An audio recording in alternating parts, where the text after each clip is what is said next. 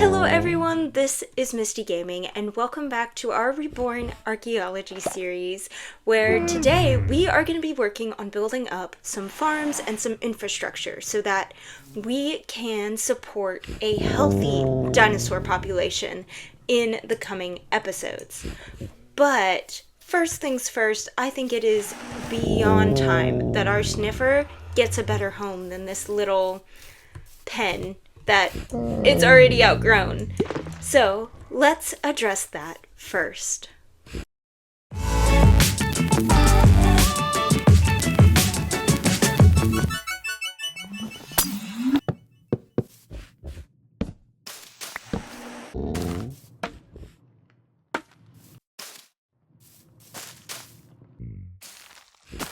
And just like that, our sniffer has had a small upgrade. It's still not great. I'd love to give them yet another enclosure that's going to be even better once the park is started, but this is a definite upgrade. And in the meantime, I also just put a little minecart with a hopper down there, so if our sniffer sniffs up any blocks, or torch flowers, or pitcher pods, we are gonna know. But as you can probably tell from my voice, I've gotten a little bit sick in between clips. So I do apologize if I sound a little rough. Now, the theme of this episode is farming automation, and to do that, we need a building to automate in.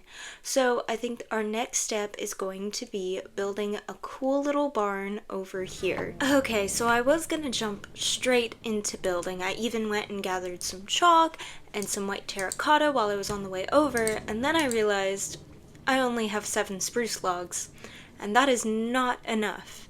But spruce saplings only grow in spring, autumn, and winter, and it's summer. So we're gonna have to jump ahead a little bit and get some botany pots, which we have a little bit of a quest line in agriculture for. So let's see what the investors have to say about botany pots. These small pots can grow almost any crop with the proper soil type and are extremely automatable. See what you might be able to come up with by combining this pot with a hopper. So let's craft a basic botany pot, and then I want to go for these white glazed terracotta ones just because, I mean, look at that. That looks so much better than just like a generic one. And we got a hopper, and if we combine it, there we go. We have a hopping botany pot, and I am assuming I installed, okay, you have to install a separate add-on for botany pots to grow trees. So I was just making sure that that was in fact in this mod pack. And we can even use mystical agriculture soil to make it grow faster, which I definitely want to do since we do have a decent amount of inferium essence. And that looks pretty easy to make. And then can we upgrade it? Oh, wait, back.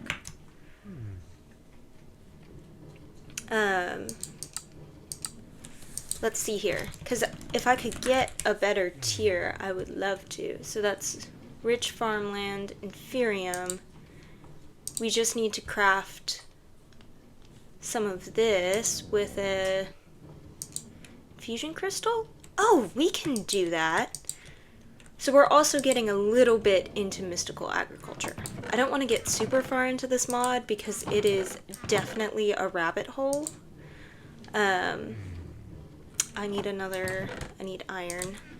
There we go. So we can craft a hoe, and then I can not use that yet. I need this, and I need this. There we go, and then we can combine some of this to craft this, and we can combine all of this to get prudentium farmland, which has a slightly better grow rate, which is going to be just perfect because I'm going to be sitting around waiting for this for a little bit. And let's grab a barrel, and it should, there we go. spruce saplings are growing, and with the hopper botany pot, it's going to automatically harvest and then output to the inventory below it. But I'm going to get straight to building while this is gathering up some spruce in the background. So I hope you enjoy yet another montage.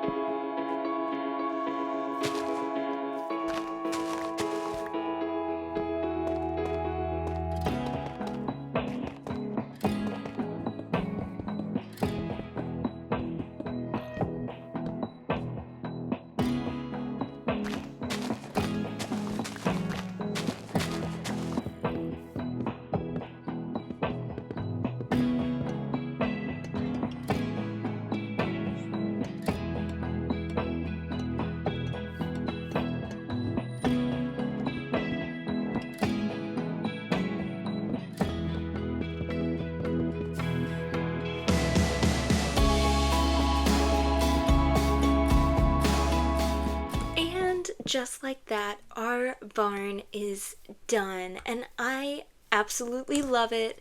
I kind of went for this half greenhouse look and this kind of half really modern, I don't even know what to call this look, but I kind of really like it, even though it's kind of wonky looking.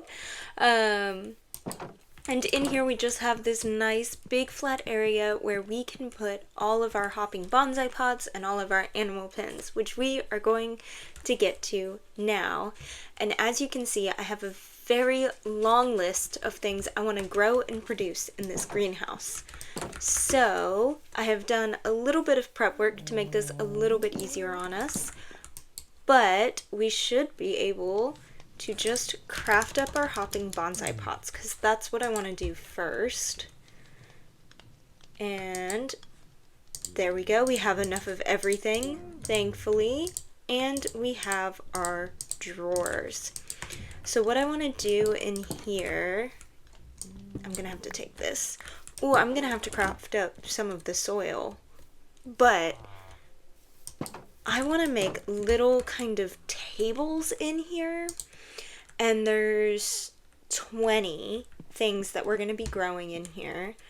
So 20 doesn't divide by 3 evenly, but it divides by 4. So if we have kind of 5 rows, let's see here. Let's start with doing them kind of, let's see here.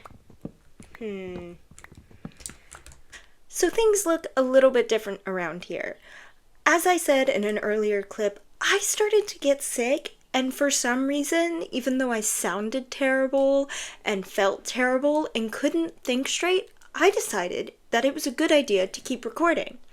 Now, I'm not going to make you sit through the clips I recorded while I was sick, because they were absolutely atrocious.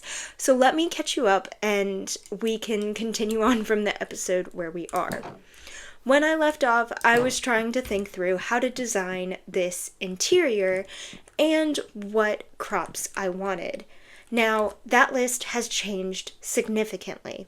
I decided to prioritize the flowers for decoration and, yes, go down a mystical agriculture rabbit hole, because we can craft nature seeds, which will pretty much allow us to craft every single vanilla crop that we will need to feed our dinosaurs. And I also decided some other ones that I wanted, like water seeds, so that I could, easily craft concrete and mud and just some building blocks, and dirt seeds and potentially stone seeds as well. I haven't decided. But I went on this big, long adventure to get all of the items I needed, and I went absolutely everywhere on this map. I even went like 5,000 blocks away to a mangrove swamp, because while I was exploring for the crops and flowers we needed, I also decided to get animal pens going. So this mod pretty much allows us It pretty much actually works the same as Easy Villagers, if y'all are familiar with that mod, in that it lets you keep animals in a one block little pen and interact with them exactly how you would interact with them if they were in, well, not a one block pen, I guess. So I can like shear the bees to get honey, and I can kill the cows to get meat. And I went all the way out to a mangrove swamp, not only to get mangrove wood, which is really important, but also I wanted to find a frog, which I was unfortunately very unsuccessful with. So for now, we only have bees, chickens, sheep, and cows. And then cod and salmon for our water creatures. And this mod lets you farm them with and breed them with either seaweed or seagrass, I believe. And I will have seaweed growing. Or you know what? That's what I wanted the water essence for, because I'm pretty sure you can craft it. Yes, you can craft kelp. But to get nature seeds, we need to craft them, and I wanted to do that together since I hadn't done it yet. First, maybe I should take a nap, though, because it is definitely nighttime out. Okay, perfect. Now, there's 2 more mystical agriculture seeds I want to craft, because I've already crafted the Infernium ones, the dirt ones, and the water ones. They're currently growing in our greenhouse. But I want to craft the nature ones, like I said, which requires nature's agglomeratio. I'm not good at the pronunciation. It's going to be a theme, especially with the dinosaurs. And for that, we need these things. So pumpkins, potatoes, cactus, and sugarcane. So I am going to put these on the pedestals. And let me see what level. They're tier 2, so I need 4 prudentium. Which, that might be a problem, because I might, well, it should be fine actually. I'm growing Infernium in my greenhouse. Because Infernium, oh, that's plenty, is what we use to craft it. Oh my goodness, I am all over the place per usual. So let's get prudentium, and we're gonna need 4. There we go. And while we're at it, the dye seeds are also tier 2. So 1, 2, 3, 4. And we're also gonna need, I believe I already have the soil we need in there, so that will be fine.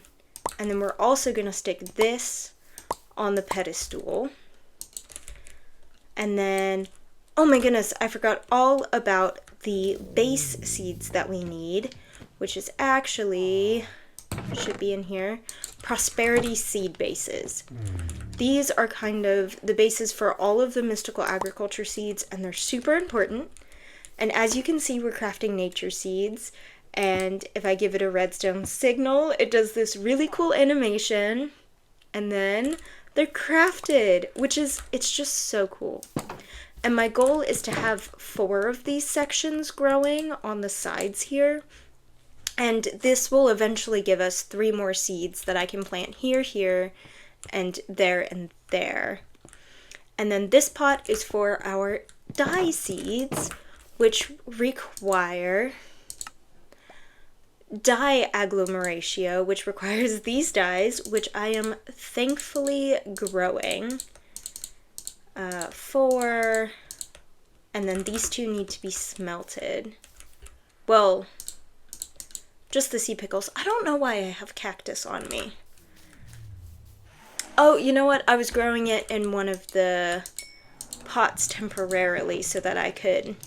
Yeah, I remember now. Let's, you know, make this go a little bit faster.